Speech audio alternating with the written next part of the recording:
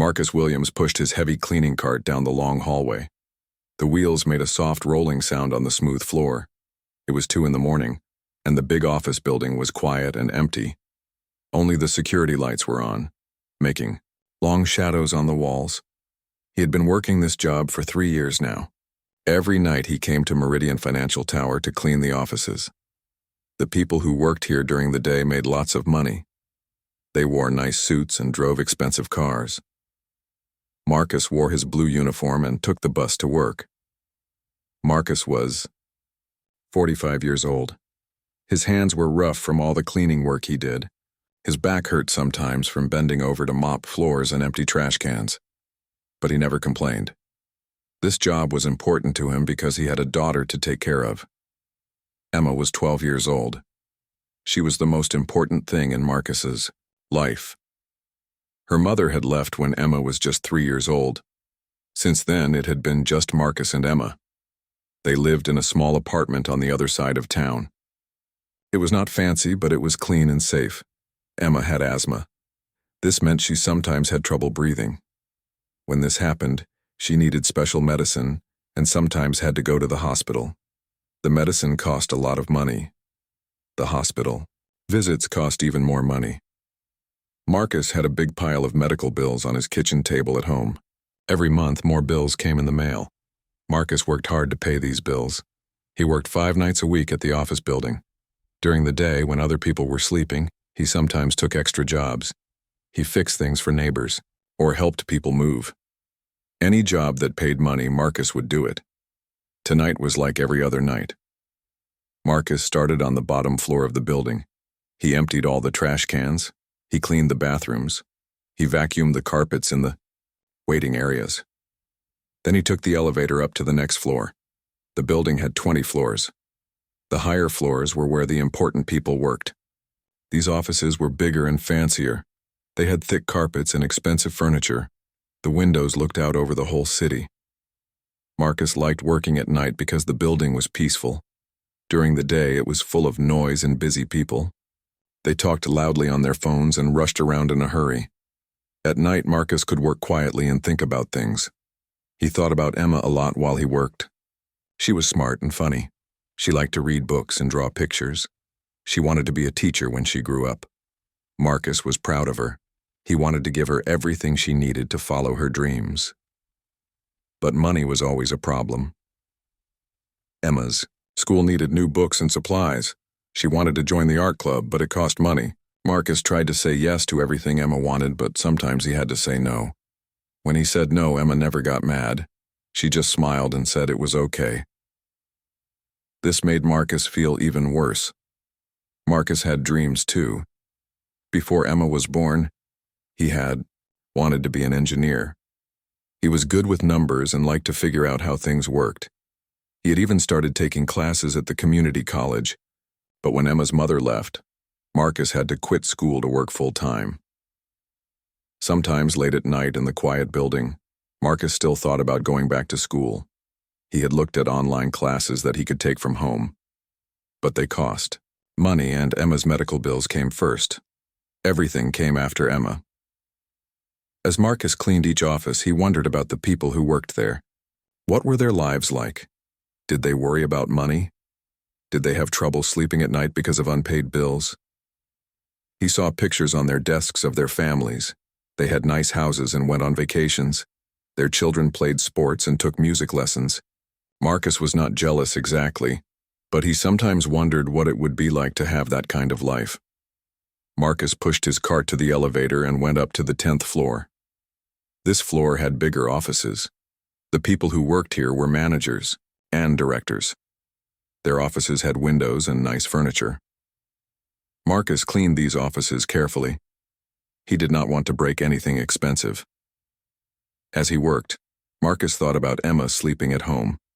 She would wake up in a few hours to get ready for school. Marcus would be home by then to make her breakfast.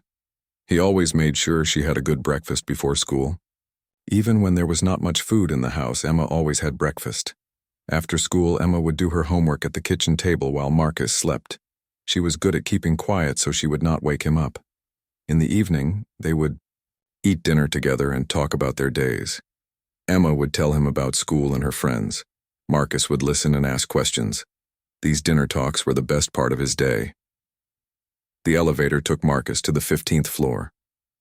The offices here were even bigger. The people who worked on this floor were vice presidents and senior managers. Marcus had seen some of them getting off the elevator during the day. They looked important and busy. Marcus wondered if any of these people knew his name. He had been cleaning their offices for 3 years, but he was invisible to them. They saw him sometimes, but they looked right through him. To them, he was just part of the building, like the furniture or the lights. This did not make Marcus angry. He understood that he lived in a different world than these people. But sometimes he wished they would just say hello or thank you. Just a small sign that they saw him as a person. Marcus finished the 15th floor and took the elevator up again. The higher he went in the building, the fancier everything got. The carpets were thicker. The furniture was more expensive. The offices were bigger with better views of the city. On the 18th floor, Marcus started to feel tired. It was almost 3 in the morning now. He had been working for 5 hours. His feet hurt and his back was sore, but he still had 2 more floors to go. The 19th floor had the senior vice presidents. The 20th floor had only one office. That was where the CEO worked. Marcus had never seen the CEO in person. Her name was Victoria Chen. He had seen her picture in the company newsletter. She looked young and serious. Marcus knew she had built this company from nothing. She was very successful and very rich. As Marcus rode the elevator to the 19th floor, he thought about what it would be like to have that much success. To never worry about money or medical bills. To give your child everything they wanted. It seemed like a dream that was too good to be true. The 19th floor was quiet like all the others. Marcus went from office to office, cleaning and organizing. He was getting close to finishing his work for the night. Soon he would go home to Emma. Marcus pushed his cart out of the elevator onto the 20th floor. This was the top floor of the building. Only one person worked up here, Victoria Chen, the CEO. Her office took up almost the whole floor. Marcus had cleaned this floor many times, but he had never seen Victoria Chen. She usually left the building before he started work. Her office was always empty and dark when he came to clean it. But tonight was different. As Marcus walked down the hallway toward her office, he saw a light coming from under the door. This was strange. It was almost 3:30 in the morning. Why would anyone still be here so late? Marcus stopped walking and listened. He could not hear anything from inside the office. Maybe Victoria had just forgotten to turn off the lights when she left. This happened sometimes in other offices. Marcus knocked on the door softly. "Hello? Is anyone there?" he called out. There was no answer. He knocked again, a little louder this time. Still no answer. Marcus was not sure what to do. He was not supposed to go into offices when people were still working. But what if something was wrong? What if someone needed help? Marcus had keys to all the offices in the building. The security company had given them to him so he could clean every room. He took out his keys and found the one for Victoria's office. His hand shook a little as he put the key in the lock. "Hello?" he called out again as he opened the door. "I'm just the janitor. I'm coming in to check if everything is okay." Marcus stepped into the office. It was huge, much bigger than any other office in the building. One wall was all windows, looking out over the city. The lights were still twinkling far below.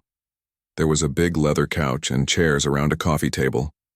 Bookshelves covered another wall. But Marcus did not look at these things for long. His eyes went straight to the big desk in the middle of the room. Behind the desk on the floor was a woman. She was not moving. Marcus dropped his keys and ran to her. It was Victoria Chen. He had seen her picture many times, so he knew it was her. She was lying on her side, very still. Her face was pale and her lips looked blue. "Ma'am? Ma'am, can you hear me?" Marcus said, kneeling down beside her. He put his hand on her shoulder and shook her gently. She did not wake up. Marcus put his ear close to her mouth to listen for breathing. He could barely hear anything. Her breathing was very slow and weak. He put 2 fingers on her wrist to check her pulse. Her heartbeat was also very slow. On the floor around Victoria were several small bottles. Marcus picked one up and looked at it. It was a prescription medicine bottle with Victoria's name on it. The label said it was for sleeping. There was another bottle for anxiety medicine. A third bottle was for pain.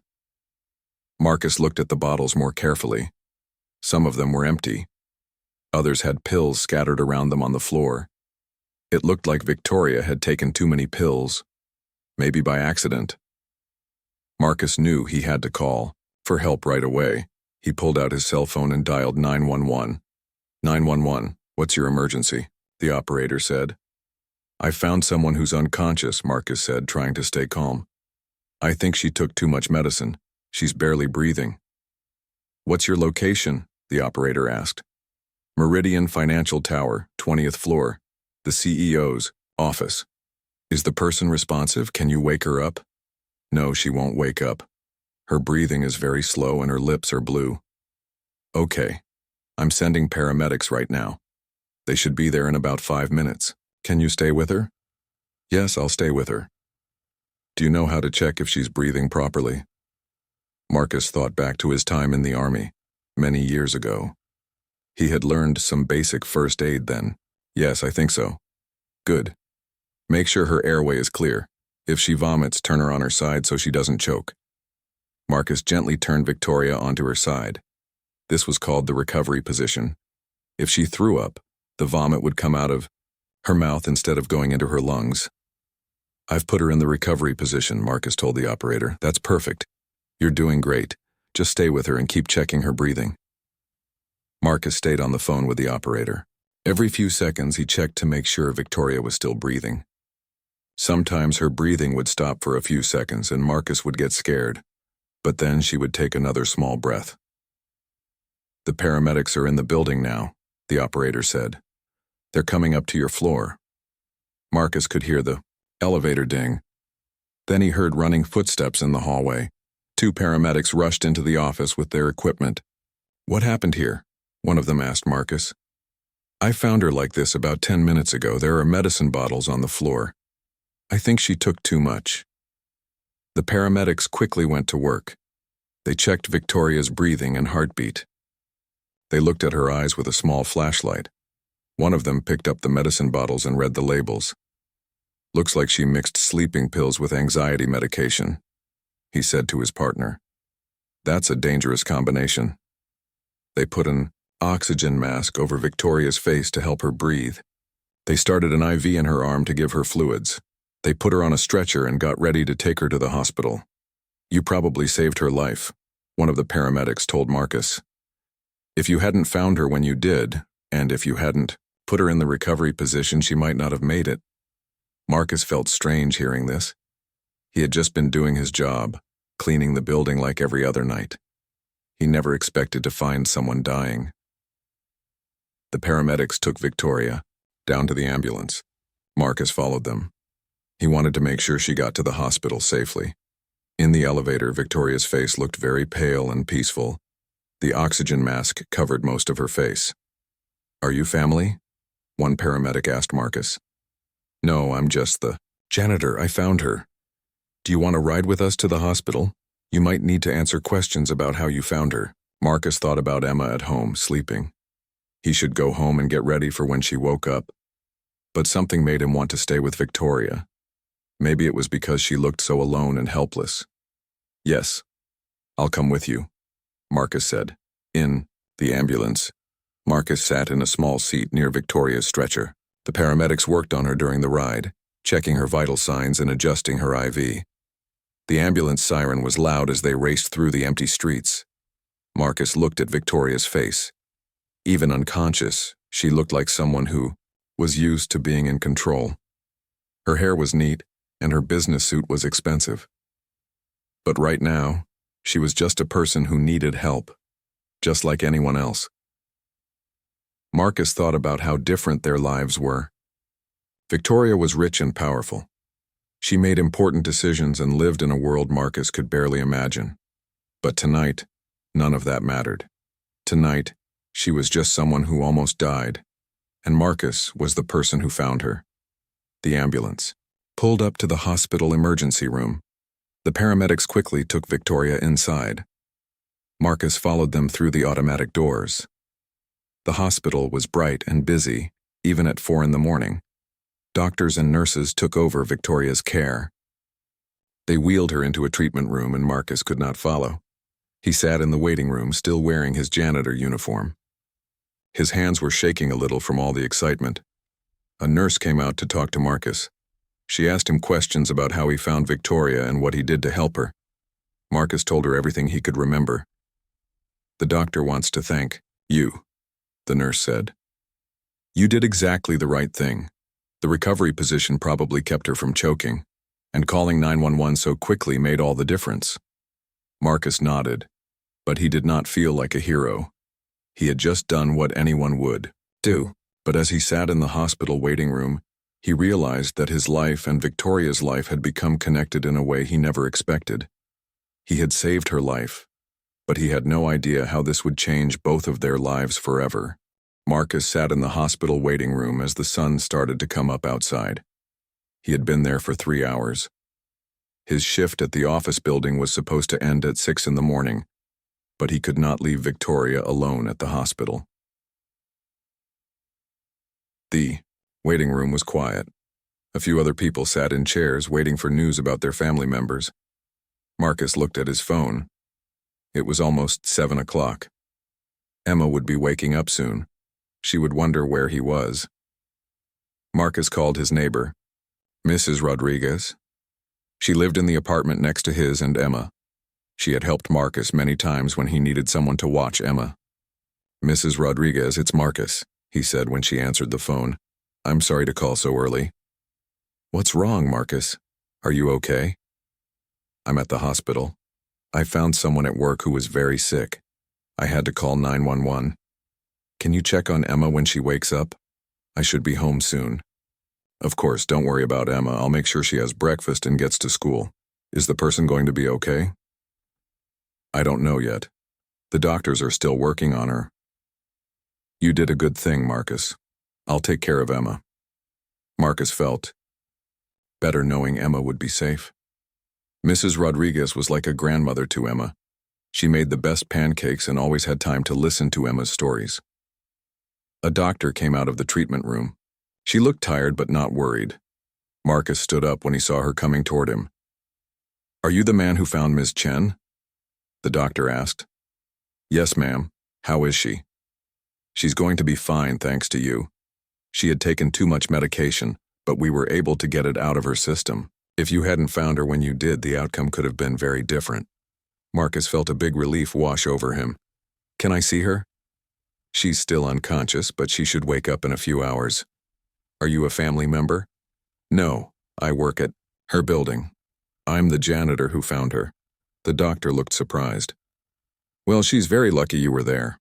You can see her for just a few minutes, but then I think you should go home and get some rest." The doctor led Marcus to Victoria's room. It was small and white, with lots of machines around the bed.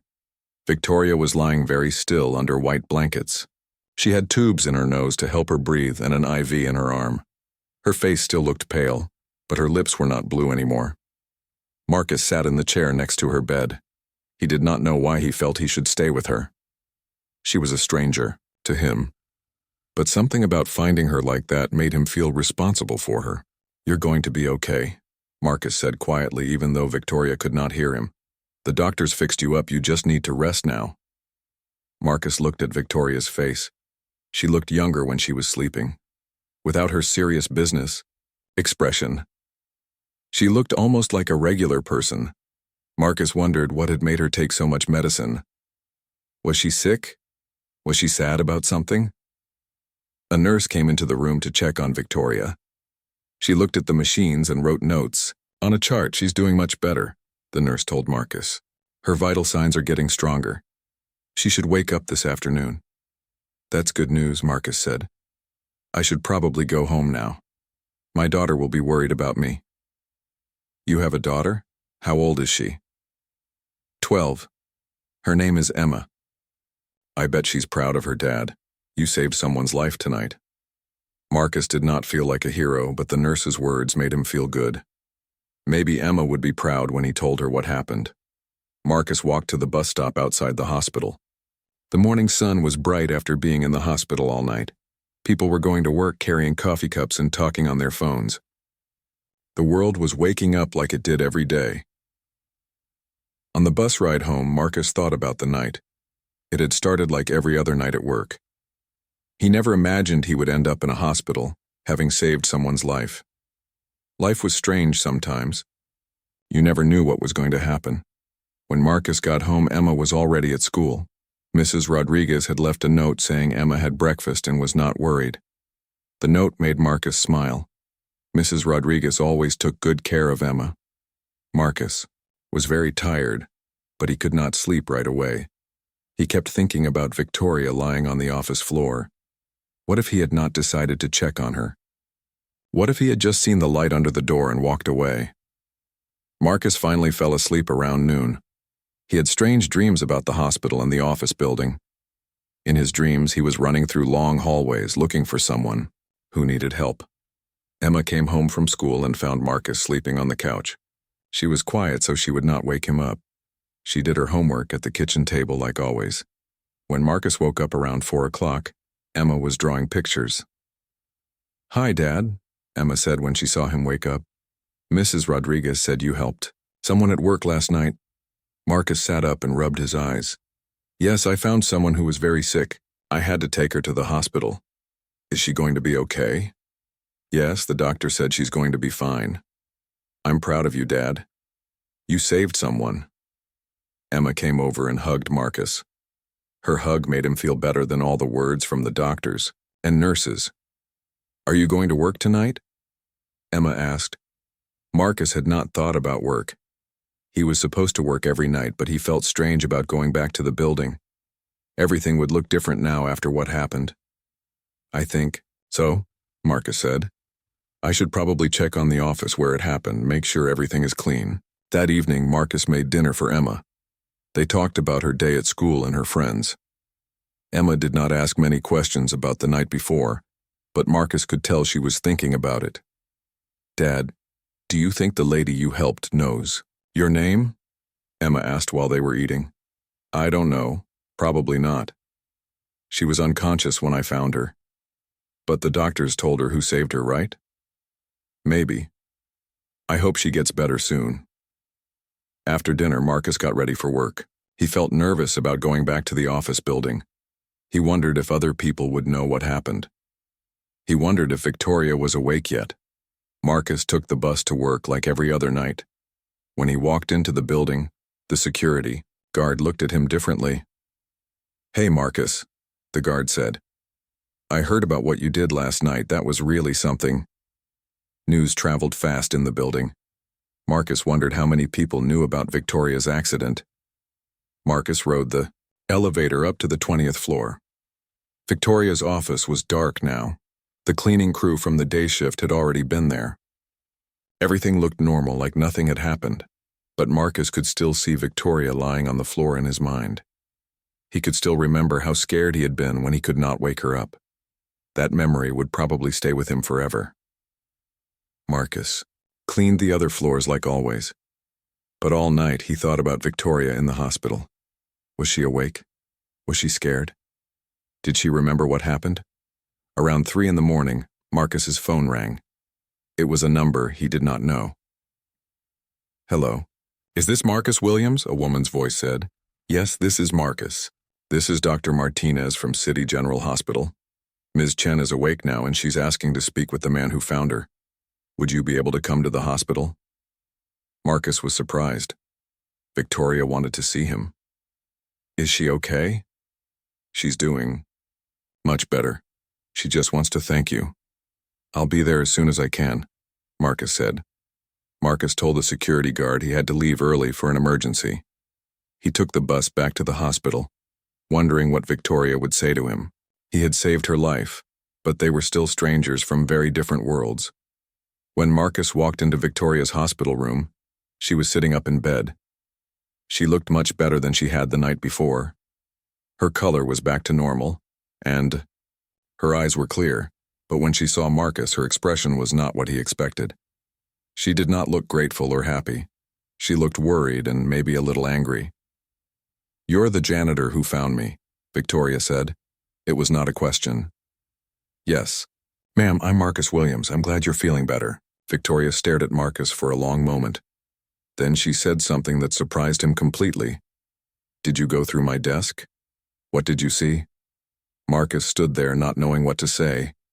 He had expected her to say thank you, but instead she was asking if he had looked through her private things. This was not how he thought this conversation would go at all. Marcus stood in the hospital room, shocked by Victoria's question. He had come here expecting her to thank him for saving her life. Instead, she was asking if he had gone through her private things. "Did you go through my desk? What did you see?" Victoria asked again. Her voice was sharp and worried. Marcus felt hurt and confused. "No, ma'am. I didn't touch your desk. I only touched what I needed to help you." Victoria stared at Marcus with suspicious eyes. She was sitting up in the hospital bed wearing a hospital gown. Her hair was messy and she looked tired. But her eyes were alert and focused on Marcus. "You had keys to my office. You could have looked at my computer or my papers while I was unconscious." Marcus could not believe what he was hearing.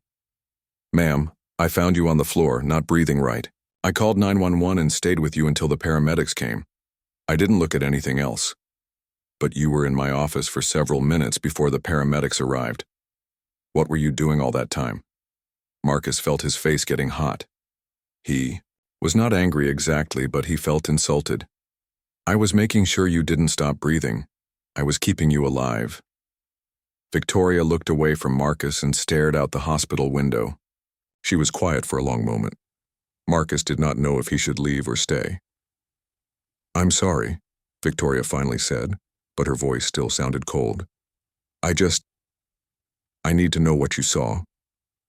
I saw you on the floor with medicine bottles around. You. That's all I saw. I was focused on helping you, not looking at your business." Victoria turned back to look at Marcus. Her face was hard to read. She looked scared, but she was trying to hide it. "Do you know who I am?" she asked. "You're Victoria. Chen. You're the CEO of the company. Do you know what that means? Do you know how many people would love to have information about me, about my company?" Marcus was starting to understand why Victoria was so worried. She thought he might try to use what he had seen to hurt her or her business. "Ma'am, I don't know anything about your business. I just clean offices. I don't care about company secrets or anything like that. I just wanted to make sure you were okay." Victoria studied Marcus's face. She was trying to decide if she could trust him. "Why did you come to the hospital with me?"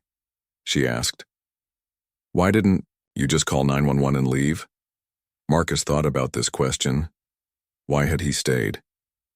"I guess I didn't want you to be alone. You looked so—" Marcus stopped talking. He did not want to say that she had looked helpless and scared. "I looked so what?" "You looked like you needed someone to stay with you." Victoria's expression softened a little bit, but she still looked guarded and careful. "Has anyone else asked you about what happened?" Victoria asked. "The security guard at work knows something happened. The doctors and nurses at the hospital know. That's about it." "Did you tell them any details about what you found in my office?" "I told the paramedics about the medicine bottles. I had to tell them that so they could help you. But I didn't tell anyone else anything." Victoria nodded slowly. She seemed to be thinking about something. "I need you to understand something," Victoria said. "What happened last night, and it was an accident. I was having trouble sleeping and I took some medicine. I think I accidentally took too much." Marcus could see that Victoria was embarrassed about what had happened. She did not want people to think she had tried to hurt herself on purpose. "I understand," Marcus said. "It was just an accident with the medicine. If people knew about this, it could hurt my company. It could hurt a lot of people who work for me. Do you understand?" Marcus was starting to see how complicated Victoria's life was. She was not just worried about herself. She was worried about her whole company and all the people who worked there. "I won't tell anyone," Marcus said. "It's not my business to talk about." Victoria looked surprised by Marcus's answer. Maybe she had expected him to ask for something in return for keeping quiet. You won't tell anyone? Not even your family? Marcus thought about Emma. He had already told her that he helped someone, at work, but he had not given her any details. My daughter knows I helped someone who was sick, but she doesn't know who it was or what exactly happened. I won't tell her or anyone else. Victoria was quiet for a moment. She seemed to be trying to understand Marcus. Why would you do that? For me? You don't even know me. Because it's the right thing to do. What happened to you was private. It's not my place to talk about it. For the first time since Marcus had entered the room, Victoria's face relaxed a little. She still looked worried, but not as suspicious. I don't understand you, Victoria said. Most people would want something in return, money or a better job or something. I don't want anything from you. I was just doing my job when I found you. I'm glad you're okay. Victoria stared at Marcus like he was a puzzle she could not figure out. What's your name again? She asked. Marcus Williams. How long have you worked at my building, Marcus? 3 years. And in 3 years we've never met before? No, ma'am. I work the night shift. You're usually gone by the time I get there. Victoria looked down at her hands. She seemed to be thinking about something that made her sad. I work very late most nights. I stay in my office until 9 or 10 o'clock. But I've never seen you. Marcus did not know what to say to this. It was true that Victoria stayed late, but she was always gone by the time he got to her floor. I usually start cleaning on the lower floors and work my way up. By the time I get to your floor, it's usually around 3 in the morning. 3 in the morning, Victoria repeated. Do you know that sometimes I'm still awake at 3 in the morning? Sometimes I can't sleep, so I just lie in bed thinking about work. Marcus could hear something in Victoria's voice that he had not heard before. She sounded lonely. That's why you were still at the office so late, Marcus said. You couldn't sleep. I thought if I worked a little longer, maybe I would get tired enough to sleep. Instead, I just got more stressed. That's when I took the sleeping medicine. And then I took some anxiety medicine too. I wasn't thinking clearly. Victoria was telling Marcus more than she probably meant to. But something about almost dying had made her want to talk to someone. Do you have anyone you can talk to when you can't sleep? Marcus asked. Family or friends? Victoria looked at Marcus with surprise. No one had asked her a personal question like that in a long time. I don't really have time for friends. And my family. We don't talk much anymore. Marcus felt sorry for Victoria. She had money and power, but she sounded very alone. That sounds hard, Marcus said. It's just how my life is. I built this company from nothing. It takes all of my time and energy. But maybe you need some people in your life besides work. Victoria looked at Marcus like he had said something crazy. I can't afford to have distractions. Too many people depend on me to make good decisions. But who do you talk to when you're worried or scared? I don't get scared, Victoria said quickly. But then she looked away. At least I'm not supposed to get scared. Marcus could see that Victoria was not used to showing weakness or asking for help. Finding her on the office floor had been embarrassing for her. Having to be rescued by the janitor made it even worse. Everyone gets scared sometimes, Marcus said gently. There's nothing wrong with that. I can't afford to be weak. If people think I'm weak, they won't trust me to lead the company. Needing help doesn't make you weak, it makes you human. Victoria looked at Marcus with an expression he could not read. She seemed surprised by what he had said. A nurse came into the room to check on Victoria. She looked at the machines and wrote some notes on a chart. How are you feeling, Miss Chen? The nurse asked. Better, thank you. The doctor wants to keep you here one more night for observation. You should be able to go home tomorrow. After the nurse left, Victoria and Marcus sat in silence for a moment. I should probably go, Marcus said. I need to get home to my daughter. Wait, Victoria said. I want to ask you something else. Marcus stopped and waited for her question. Are you going to keep working at the building? As the janitor, I mean. Yes, ma'am, I need the job. Victoria nodded. When I come back to work, things might be a little awkward between us. I mean, you've seen me at my worst. I won't treat you any different than before, Marcus said. You're still the CEO and I'm still the janitor. What happened last night doesn't change that. Victoria looked relieved. Thank you, Marcus, for everything. As Marcus walked toward the door, Victoria called out to him one more time. Marcus, I am grateful that you found me. I'm just not very good at saying thank you. Marcus turned back and smiled. You're welcome, Ms. Chen. I hope you get some rest. As Marcus left the hospital, he thought about how strange the conversation had been. Victoria had not thanked him the way he expected. Instead, she had been worried and suspicious. But Marcus understood why. She was scared that her moment of weakness would hurt her and her company. Marcus also realized that Victoria was very lonely. She had money and success, but she did not have anyone to talk to when she was scared or worried. In some ways, she was just as vulnerable as anyone else. On the bus ride home, Marcus thought about what Victoria had said about not being good at saying thank you. Maybe she would learn. Maybe this experience would change her, just like it was changing him. When Marcus got to work the next evening, he could tell something was different. The security guard at the front desk looked at him with curious eyes. People in the lobby were whispering to each other. Marcus could feel them staring at him as he walked to the elevator. Word about Victoria's accident had spread through the building fast. Even though it happened in the middle of the night, people somehow knew about it. They knew that the janitor had found the CEO unconscious in her office.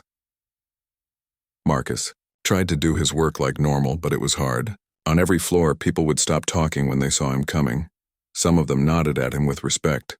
Others just stared. A few people even thanked him for helping Victoria. You're a hero, man, one of the security guards said when Marcus passed by. You saved the boss lady's life. Marcus did not feel like a hero. He felt uncomfortable with all the attention. He just wanted to do his job and go home to Emma. On the 15th floor, Marcus ran into Mr. Johnson, one of the vice presidents. Mr. Johnson had never spoken to Marcus before, but tonight he stopped him in the hallway. You're the janitor who found Ms. Chen, right? Mr. Johnson asked. Yes, sir. What exactly did you see up there? What kind of condition was she in? Marcus remembered his promise to Victoria. He had told her he would not talk about what happened. She was sick, so I called 911. That's all I know, Marcus said. Mr. Johnson looked disappointed. He clearly wanted to know more details, but surely you must have seen something. Pills? A note? Anything that might explain what happened? I'm sorry, sir. I just found her and called for help. I don't know anything else. Mr. Johnson walked away looking frustrated. Marcus realized that a lot of people were very curious about what had happened to Victoria. They wanted to know if she had tried to hurt herself on purpose, or if it was really just an accident. As Marcus continued cleaning, more people approached him with questions. Some were workers from the day shift who had stayed late. Others were security guards and maintenance workers. Everyone wanted to know what Marcus had seen in Victoria's office. But Marcus kept his promise. He told everyone the same thing. He found Victoria sick. He called 911, and that was all he knew. He could see that people were not satisfied with his answers, but he did not care. He had given Victoria his word. The next morning, Marcus was surprised to see news trucks parked outside the building. Reporters were standing on the sidewalk with cameras and microphones. Marcus tried to sneak past them, but one of them spotted him. Excuse me, are you Marcus Williams? A woman with a microphone called out. Marcus stopped walking. How do you know my name? We heard you're the man who found Victoria Chen. Can you tell us what happened? More reporters gathered around Marcus. They pushed microphones toward his face and asked him rapid questions. What was Ms. Chen's condition when you found her? Do you think she tried to hurt herself? How did you know to check on her? What did you see in her office? Marcus felt overwhelmed by all the questions and attention. He had never been on television before. He did not want to say anything that might hurt Victoria. I don't have anything to say, Marcus told the reporters. Please leave me alone. But you're a hero, one reporter said. People want to hear your story. I'm not a hero. I just did what anyone would do. Marcus pushed through the crowd of reporters and hurried to the bus stop. They followed him, still asking questions. Marcus was relieved when the bus arrived and he could get away from them. At home, Emma was watching the morning news while eating breakfast. Marcus's face appeared on the television screen. The news reporter was talking about the mysterious incident at Meridian Financial Tower. "Dad, you're on TV," Emma said excitedly. Marcus sat down next to Emma and watched the news story. The reporter said that Victoria Chen, the CEO of Meridian Financial, had been found unconscious in her office by a janitor named Marcus Williams. The reporter speculated about what might have caused Victoria to collapse. Company officials are refusing to comment on Ms. Chen's condition, the reporter said. This has led to speculation about whether this was a medical emergency or something more serious. The news story showed pictures of Victoria and the office building. It also showed the brief video of Marcus trying to get away from the reporters. "Dad, they're calling you a hero," Emma said. "Are you famous now?" "I don't want to be famous," Marcus said. "I just want people to leave us alone." But the attention did not stop. Throughout the day, Marcus's phone rang with calls from reporters. They had somehow gotten his phone number and wanted to interview him. Marcus did not answer any of the calls. Mrs. Rodriguez came over to check on Marcus and Emma. She had seen the news too. "Marcus, you need to be careful," she said. "These reporters can be pushy. Don't tell them anything you don't want to tell them." "I'm not going to talk to them at all," Marcus said. "This is none of their business." That evening, when Marcus went to work, there were even more reporters outside the building. Security guards were keeping them away from the entrance, but they were still there with their cameras. Inside the building, things were even more tense than the night before. Marcus learned that Victoria had not come back to work yet. The doctors wanted her to rest for a few more days, but even though she was not there, everyone was talking about her. Marcus overheard conversations between employees. Some people were worried about Victoria's health. Others were worried about what this meant for the company. A few people seemed excited by the drama. "I heard she left a note," one woman whispered to her coworker. "I heard she's been acting strange for weeks," another person said. "Maybe the pressure finally got to her," someone else suggested. Marcus wanted to tell these people that they were wrong. Victoria had not left a note. She had not tried to hurt herself on purpose. It was just an accident with her medicine. But he could not say anything without breaking his promise to Victoria. On the 18th floor, Marcus was cleaning an office when Mr. Peterson, the head of human resources, walked up to him. "Marcus, I need to speak with you," Mr. Peterson said. "Yes, sir." "I'm sure you know that there's been a lot of interest in what happened to Ms. Chen. The company needs to control this situation before it gets out of hand." Marcus did not like where this conversation was going. "We'd like you to sign this document," Mr. Peterson said, handing Marcus a paper. "It's a non-disclosure agreement. It means you agree not to talk to reporters or anyone else about what you saw." Marcus looked at the paper. It was full of legal words he did not understand. "What if I don't sign it?" Marcus asked. "Well, the company would prefer that you do sign it. We want to protect Ms. Chen's privacy and the company's reputation." Marcus could hear a threat in Mr. Peterson's voice. If he did not sign the paper, he might lose his job. "Can I take this home and read it first?" Marcus asked. "Of course, but we need your answer by tomorrow night." Marcus took the paper home and asked Mrs. Rodriguez to help him understand it.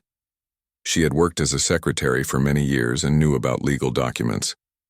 "This paper says you can never talk about what happened," Mrs. Rodriguez explained. "Not to reporters, not to friends, not to anyone.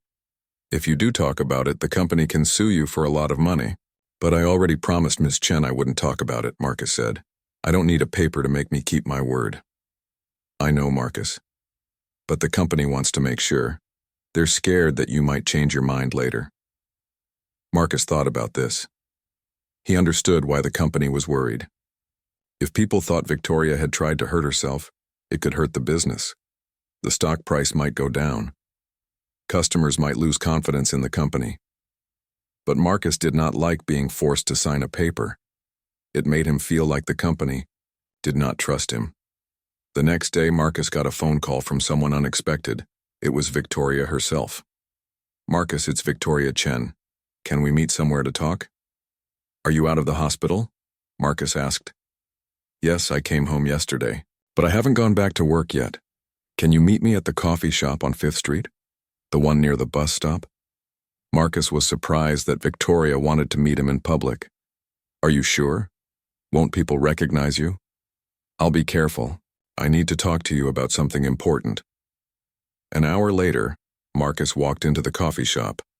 Victoria was sitting at a table in the back corner, wearing sunglasses and a baseball cap. She looked very different from the powerful CEO he was used to seeing in company photos. Marcus sat down across from her. Victoria looked tired and nervous. How are you feeling? Marcus asked. Better. Thank you for asking. Victoria paused. Marcus, I need to ask you something. Has anyone from the company tried to pressure you about what happened? Marcus told Victoria about Mr. Peterson and the non-disclosure agreement. Victoria's face got angry. I can't believe they did that without asking me first. They're just trying to protect you and the company, Marcus said. But they're treating you like you're the problem. You saved my life and they're acting like you're some kind of threat. Victoria was quiet for a moment. Then she said something that surprised Marcus. I don't want you to sign that paper. But won't that hurt you if I don't sign it? Marcus, you already promised me you wouldn't talk about what happened. That's enough for me. I trust your word more than I trust some legal document. Victoria returned to work on a Tuesday morning. Marcus heard about it from the security guard when he arrived for his night shift. The whole building seemed different with Victoria back. People walked a little faster and talked a little quieter. Marcus was nervous about seeing Victoria again. Their conversation at the coffee shop had been good, but now they were back in the building where she was the CEO and he was just the janitor.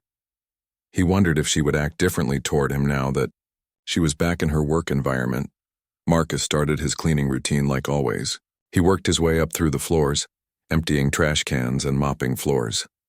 Everything seemed normal until he got to the 20th floor.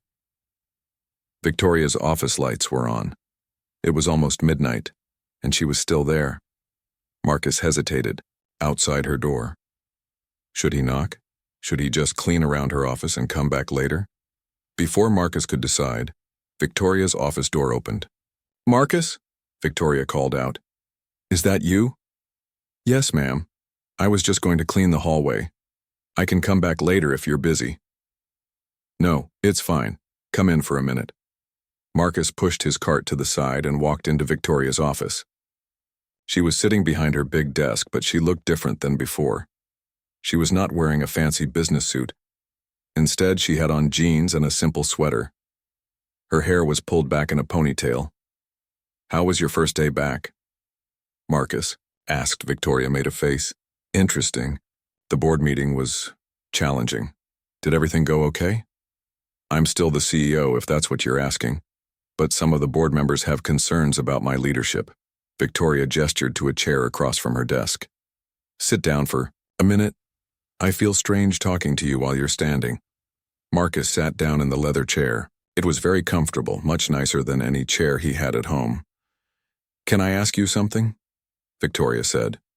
What do you think people are saying about me? Marcus was not sure how to answer this question. I think most people are just glad you're okay.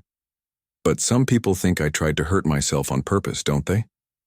Marcus did not want to lie to Victoria, but he also did not want to hurt her feelings.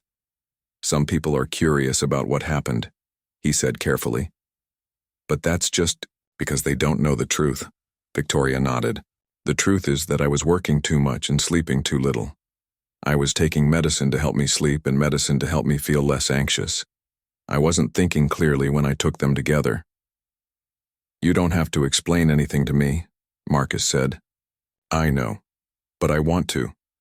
I want someone to know what really happened. Victoria got up from her desk and walked to the big window that looked out over the city. The lights below sparkled like stars. Do you know how long I was working the night? You found me, she asked. No, ma'am. 16 hours.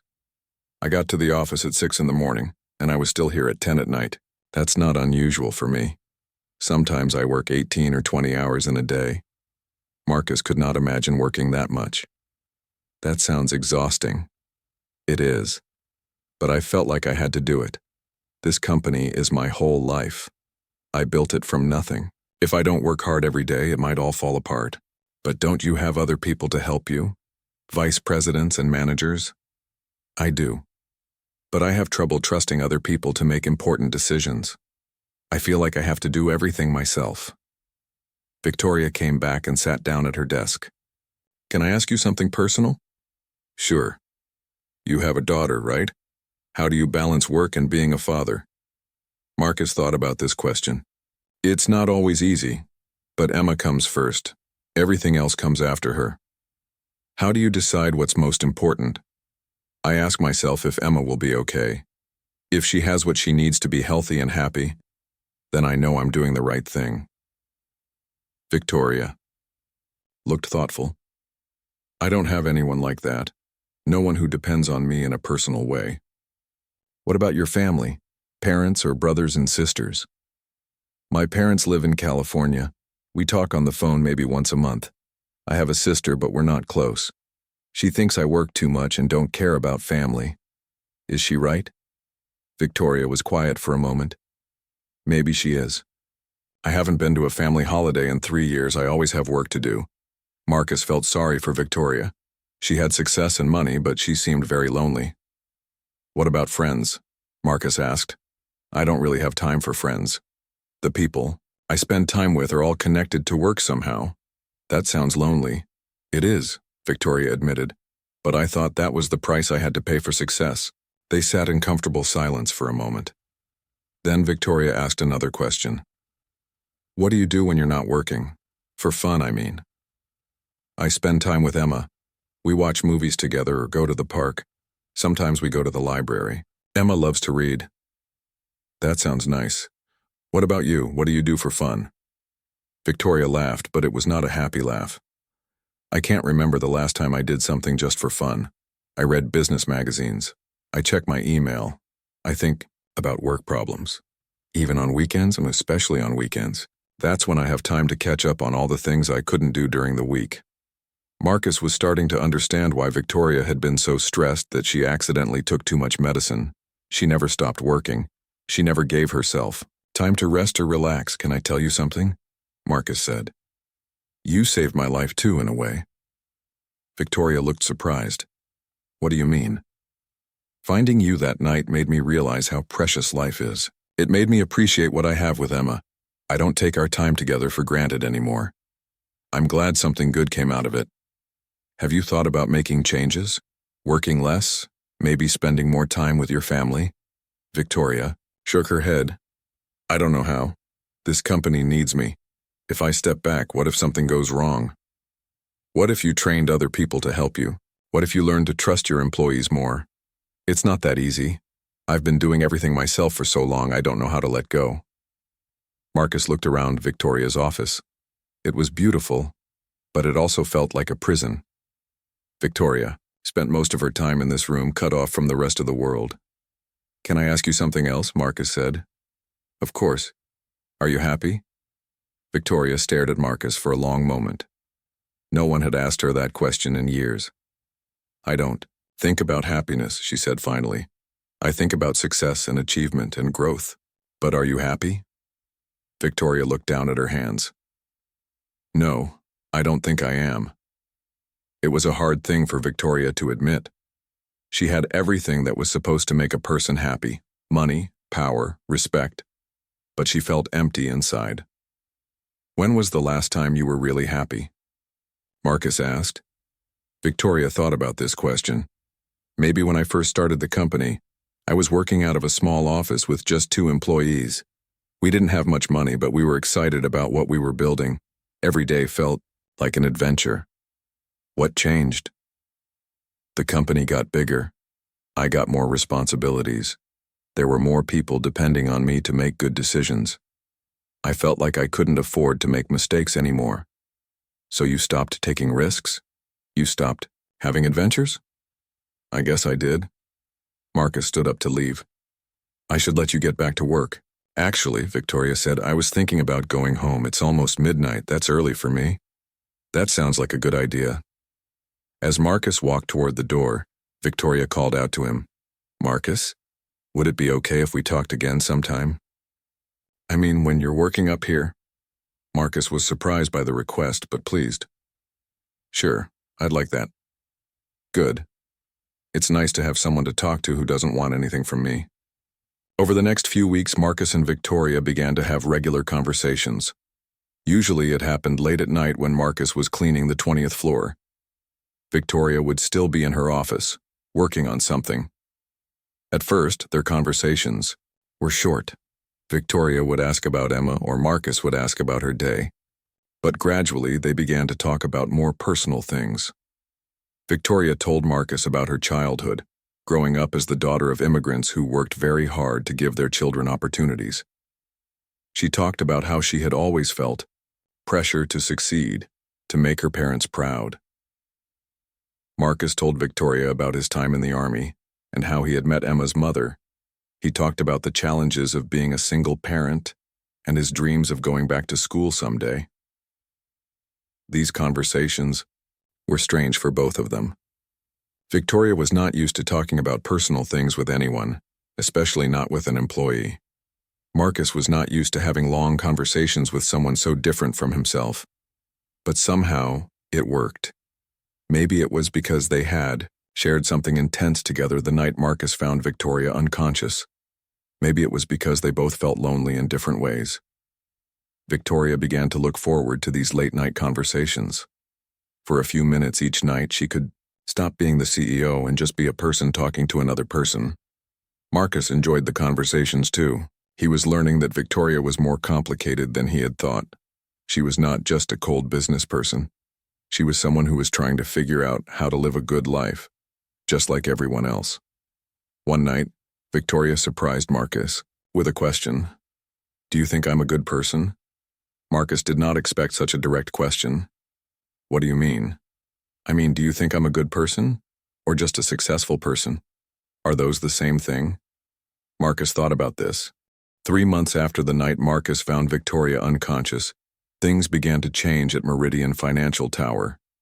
The changes started small, but they grew bigger over time. Victoria started coming to work later and leaving earlier. She still worked long hours, but not the 16-hour days she used to work. She began to eat lunch away from her desk, sometimes in the company cafeteria with other employees. This surprised everyone. The CEO had never eaten in the cafeteria before. She had always ordered food to her office or skipped meals entirely. But now, Victoria would sit at a table with managers or accountants or secretaries and actually talk to them about things other than work. Marcus heard about these changes from other employees. They were surprised but happy to see their CEO acting more like a regular person. Some people said Victoria seemed less stressed than before. Others said she seemed more interested in what they had to say. During their late-night conversations, Victoria told Marcus about these changes. "I realized I don't really know the people who work for me," Victoria said one night. "I know their names and job titles, but I don't know anything about them as people." "What do you think about that?" Marcus asked. "I think it's wrong. These people spend most of their waking hours working for this company. I should know something about their lives." Victoria had started asking her employees personal questions. She learned that Janet in accounting was taking care of her sick mother. She found out that David in marketing was studying for his MBA at night. She discovered that Susan in human resources was pregnant with her first child. It's amazing how much more interesting work becomes when you care about the people you work with, Victoria told Marcus. But Victoria's biggest realization came when she learned about Marcus's situation. During one of their conversations, Marcus mentioned that he was still getting medical bills from Emma's asthma treatments. "How much do you pay for Emma's medicine?" Victoria asked. Marcus told her the number. Victoria was shocked. She had no idea that medical costs could be so high, especially for someone who made as little money as Marcus did. "What about health?" "Insurance from the company?" Victoria asked. "The health insurance doesn't cover everything, and the deductible is pretty high." Victoria had never thought about the company's health insurance from an employee's perspective. She knew it existed, but she had never looked at the details. Her own health insurance was much better than what the company provided for regular employees. The next day, Victoria called a meeting with the head of human resources. "I want to review our employee benefits," Victoria said. "Specifically, health insurance.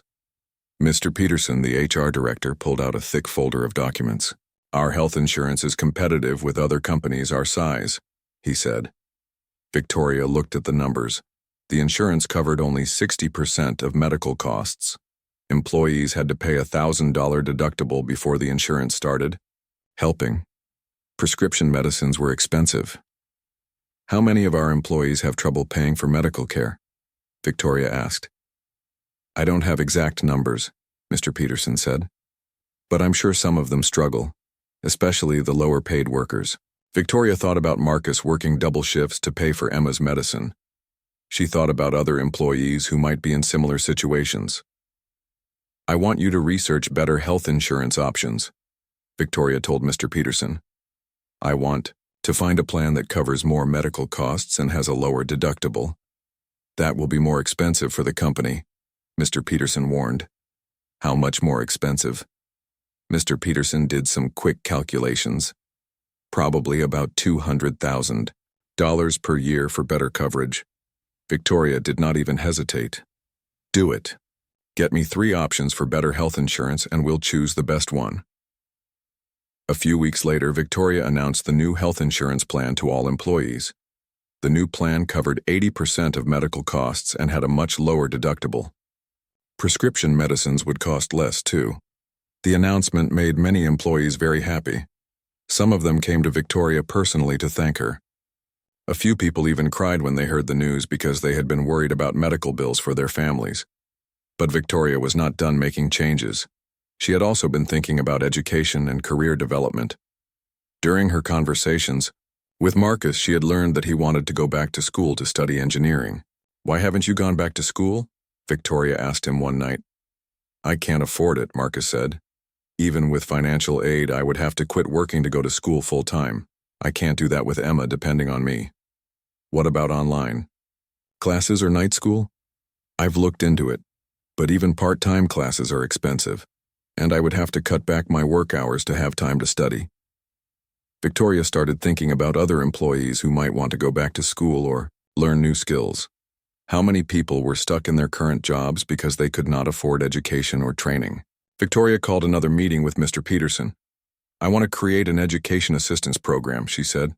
"What kind of program?" "I want the company to pay for employees to take college classes or job training programs.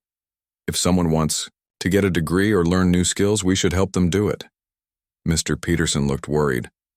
"That could be very expensive. What if people take the training and then leave the company for better jobs?" Victoria had thought about this problem. If we train our employees and they stay with us, we get better workers. If we train them and they leave, we've done something good for them anyway. Either way, it's worth it. "How much are you thinking of spending on this program?" "Whatever it takes. Start with a budget of $500,000 per year. If we need more, we'll find more." The Education Assistance Program was announced a month later. Employees could apply for money to pay for college classes, trade school, professional training, or certification programs. The company would pay up to $5,000 per year for each employee. The response was overwhelming. Dozens of employees applied for the program in the first week. Some wanted to finish college degrees they had started years ago. Others wanted to learn new computer skills or business skills. A few people wanted to train for completely different careers. Marcus was one of the first people to apply. He used the money to enroll in online engineering classes. He could study at home after Emma went to bed, and the company paid for his books and tuition. Victoria was excited to see how enthusiastic employees were about learning new things. She realized that many people had dreams and goals beyond their current jobs, but they had never had the opportunity to pursue them. The changes at Meridian Financial were not just about money and benefits. Victoria also started changing how the company was managed. She began delegating more responsibilities to other managers. She stopped trying to make every decision herself. This was hard for Victoria at first. She was used to controlling everything, but she slowly learned to trust other people to make good choices. "I hired smart people," Victoria told Marcus. "I should let them do their jobs." Victoria also started having regular meetings with employees at all levels of the company. She wanted to hear their ideas and concerns directly, not just through managers and reports. These meetings revealed problems that Victoria had never known about. She learned that the night security guards did not have a break room. She discovered that the cleaning staff did not have proper equipment for some jobs. She found out that some departments were overworked while others had too little to do. Victoria began fixing these problems one by one. She had a break room built for the security guards. She bought new equipment for the cleaning staff. She reorganized some departments to balance the workload better. The biggest change was in how Victoria thought about her employees. Before, she had seen them mainly as workers who helped the company make money. Now she saw them as people with families and dreams and challenges. Victoria started learning employees' names, not just their job titles. She remembered details about their lives. When Janet's mother had surgery, Victoria sent flowers to the hospital. When David graduated with his MBA, Victoria personally congratulated him. When Susan's baby was born, Victoria gave her extra time off to be with her family. These small gestures meant a lot to employees. They felt like their CEO actually cared about them as people, not just as workers. The changes also affected the company's performance. Employee satisfaction scores went up. Fewer people quit their jobs. Productivity increased because people felt more motivated and appreciated. The company's profits actually went up, even though Victoria was spending more money on employee benefits and programs. Happy employees worked harder and came up with better ideas. Customers noticed the difference too. Marcus watched all of these changes with amazement. The woman who had been so worried about people seeing her weakness was now showing genuine care and concern for hundreds of employees. "What made you decide to change so much?" Marcus asked Victoria during one of their conversations. "Talking to you," Victoria said simply. "Learning about your life made me realize how little I knew about anyone else's life. I was so focused on business numbers that I forgot about the people behind those numbers." Victoria paused and looked out her office window at the city lights below. "When you told me about working double shifts to pay for Emma's medicine, it hit me." 6 months had passed since that night when Marcus found Victoria unconscious on her office floor. The changes in both their lives had been remarkable, but the biggest transformation was yet to come. Marcus was walking across the lobby of Meridian Financial Tower when he saw a familiar face. It was Emma, his 12-year-old daughter, sitting in one of the leather chairs near the reception desk. She had her school backpack with her and was reading a book. "Emma, what are you doing here?" Marcus asked, rushing over to her. "Hi, Dad. Ms. Chen invited me to visit your work. She wanted to meet me." Marcus was confused. "Ms. Chen? How did she—" "Marcus," Victoria's voice called out from across the lobby. She was walking toward them with a big smile on her face. "I hope you don't mind. I asked Mrs. Rodriguez if Emma could come visit the office today. I've heard so much about her, I really wanted to meet her." Victoria had taken it upon herself to arrange this meeting. She had been thinking about Marcus's daughter for months, especially after he told her about Emma's dreams of becoming a teacher. "Emma," Victoria said, kneeling down so she was at eye level with the girl. "I'm Victoria. Your dad has told me wonderful things about you." Emma looked at Victoria with curious eyes. "You're the lady my dad saved?" Victoria glanced at Marcus, then back at Emma. "Yes, your dad helped me when I was very sick. He's a hero." "I know," Emma said proudly. "He's my hero too." Victoria felt her heart warm at these simple words. She could see why Marcus worked so hard for this little girl. Emma was bright and confident, with her father's kind eyes and gentle smile. "Would you like to see where your dad works?" Victoria asked Emma. For the next hour, Victoria gave Emma a personal tour of the building.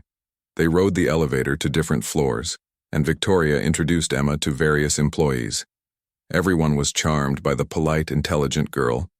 Victoria showed Emma the engineering department, knowing about Marcus's studies and Emma's interest in science. The engineers explained some of their projects to Emma, who asked thoughtful questions about how buildings were designed to be safe and strong. "Your dad is studying to be an engineer like us," one of the engineers told Emma. "He's one of the smartest students in his online program." Emma beamed with pride. She already knew her dad was smart, but hearing it from professional engineers made her feel even more proud. Finally, Victoria took Emma up to the 20th floor to see her office. Emma's eyes grew wide when she saw the big room with windows, looking out over the entire city. "Wow, you can see everything from up here," Emma said, pressing her nose against the glass. "Yes, it's a beautiful view. But you know what I've learned? The view is much better when you have people to share it with." Emma looked at Victoria with understanding beyond her years. "Is that why you invited me here? Because you wanted someone to share it with?" Victoria was surprised by Emma's insight. "That's exactly why." As they stood looking out at the city, Emma asked a question that caught Victoria off guard. "Ms. Chen, are you lonely?" Victoria looked down at Emma's concerned face. No adult had ever asked her such a direct, honest question. "Sometimes I am," Victoria answered truthfully. "But I'm learning that I don't have to be." Emma nodded seriously. "My dad says everyone needs people who care about them. Maybe you could be part of our family. We don't have very many people in it." Victoria felt tears coming to her eyes. This generous, open-hearted child was offering her something Victoria had been searching for her whole life, a sense of belonging. "I would like that very much," Victoria said softly. When Marcus finished his shift that evening, he found Victoria and Emma in the 20th floor office, sitting on the floor and drawing pictures together. Emma was teaching Victoria how to draw cats, while Victoria was trying to explain the basics of reading financial charts to a 12-year-old. "Dad!" Emma jumped up when she saw Marcus. "Ms. Chen is really nice, and she doesn't know how to draw cats." Marcus laughed. "Not everyone is as artistic as you are, sweetheart." "Victoria," Emma said, using Victoria's first name naturally. "Would you like to come have dinner at our house sometime? Dad makes really good spaghetti." Victoria looked at Marcus to see if the invitation was okay with him. He nodded and smiled. "I would love to," Victoria said. "But I should warn you, I've never been to a dinner at someone's home before. I might not know the right way to act." "Just be yourself," Emma said simply. "That's what Dad always tells me." The following Saturday, Victoria knocked on the door of Marcus and Emma's small apartment. She felt more nervous than she had before any business meeting. She was carrying a bag of groceries and a wrapped present for Emma. Marcus opened the door and welcomed Victoria inside. The apartment was small, but clean and comfortable. There were Emma's drawings on the refrigerator and photos of her and Marcus on the walls. It felt like a real home in a way Victoria's expensive penthouse never had. Emma ran to greet Victoria and hugged her legs. Victoria was not used to physical affection, but she found herself hugging Emma back. "I brought some groceries," Victoria said, holding up the bag. "I didn't know what you needed, so I bought a little of everything." Marcus looked in the bag and started laughing. Victoria had bought enough food for 20 people. Steaks, lobster, fancy vegetables, expensive cheese, gourmet ice cream. "Victoria, this is enough food for a month," Marcus said. "I've never shopped for a family dinner before," Victoria admitted. "I wasn't sure how much food 3 people eat." Emma giggled. "We usually just have spaghetti and salad, but this looks like a feast." They decided to cook some of the fancy food together. Victoria had never cooked a meal from scratch in her life, so Marcus and Emma taught her how to prepare vegetables and season meat. Victoria was amazed by how much fun it could be to work together in the kitchen. During dinner, they talked like an old family. Emma told Victoria about school and her friends. Marcus shared stories about his engineering classes. Victoria talked about her recent visit with her sister's family. "I never had dinner conversations like this when I was growing up," Victoria said. "My family always ate in silence or talked about work and school grades. We like to talk about everything," Emma said. "Dad says dinner is the best time to share what happened in your day." After dinner, Emma showed Victoria her room and all her books and drawings. Victoria was impressed by how organized and creative Emma was. "I want to be a teacher when I grow up," Emma told Victoria. "I want to help kids learn to read and draw, and think about science." "That's a wonderful goal," Victoria said. "Teachers are very important. They help shape the future." "What did you want to be when you were my age?" Emma asked. Victoria thought about this. "I think I wanted to be successful, but I didn't really know what that meant." "Do you know now?" "I'm learning. I think success means making other people's lives better, not just making money." That night, as Victoria drove home to her penthouse apartment, she felt different. The evening with Marcus and Emma had shown her what she had been missing. She had tasted what it felt like to be part of a family, and she wanted more of it. Over the next few months, Victoria became a regular part of Marcus and Emma's life. She came to Emma's school plays and science fairs. She helped Emma with math homework and listened to her read books out loud. She taught Emma about business and finance in simple terms that a child could understand. Victoria also became like an older sister to Marcus. She encouraged him in his engineering studies and celebrated his good grades. When Marcus felt overwhelmed by trying to balance work, school, and parenting, Victoria was there to listen and offer support. In return, Marcus and Emma gave Victoria the family she had never had. They included her in holiday celebrations and birthday parties. They worried about her when she worked too late and celebrated her successes as if they were their own. The changes in Victoria's life extended beyond her relationship with Marcus and Emma. She had learned to form genuine friendships with some of her employees. She stayed in closer touch with her sister and parents. She even started dating someone, a kind man she met at a company charity event. At work, Victoria's leadership style had completely transformed. The company was more successful than ever, but now success was measured by more than just profits. Employee satisfaction was at an all-time high.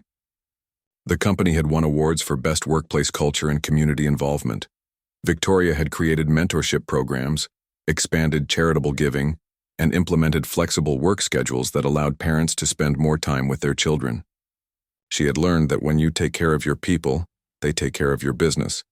Marcus had also undergone his own transformation. His engineering studies were going so well that he was offered a part-time position in the company's engineering department while he finished his degree. He was able to cut back on his janitorial hours while still earning enough money to support Emma. Emma flourished with Victoria as part of their family. She had a successful female role model who encouraged her academic interests and showed her that women could be leaders. Victoria made sure Emma had access to advanced science programs and tutoring when she needed it. One evening, almost exactly 1 year after the night Marcus found Victoria unconscious, the three of them were having dinner together in Victoria's penthouse. Victoria had finally learned to cook, and she was proud of the meal she had prepared.